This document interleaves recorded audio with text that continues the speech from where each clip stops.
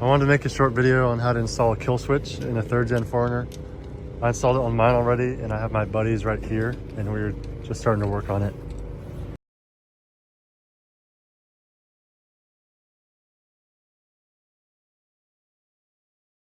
We have to remove this guy right here. There's going to be 2 Phillips head screws over here. All right, we got that removed. Now we're going to remove this HVAC line. Okay, squiggle it this way. Bend it out. Dusty. Okay, that's good. It smells like weed. It does, bro. Wait. It fully does. It's in here. Is it? Okay, so we already did these guys up here. Now there's one in the center right here we're gonna have to take out. Yeah, you shut up. I'm trying to film a video on your shitbox car. Accidental lagging. Okay, so we're gonna take this guy out of its little harness holster thing, and then we're gonna cut all of this electrical tape off right here. I just separated this right here, so what you gotta do is pull this plastic tab all the way back like that, and then this should pop out, and then this guy's just a normal disconnect. Forget about this side right here. We're gonna be working on this whole side. So what we're gonna do is cut all of this electrical tape off. Just be super careful that you don't cut any of these wires. These are all super important engine control wires. Oh, I just cut the whole thing.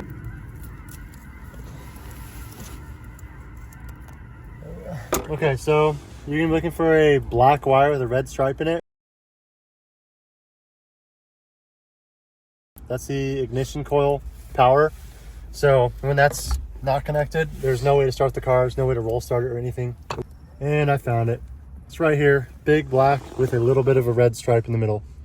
So we're gonna go ahead and cut this in the middle here. Okay, we're gonna go test it out real quick. Okay, the car's broken forever. All right, we're trying it again. There we go, it's perfect. Perfect. I'll link this in the description. We got a little bit of 16 gauge wire. We got these switches on Amazon as well. This is going to be the actual kill switch that we will hide later. So now we're going to use these to extend the wire harness a little bit to a spot that we want the kill switch to be. Okay. Now we're just sealing this up, and I have both of these wires that are now an extension of those original black with the little red stripe on it.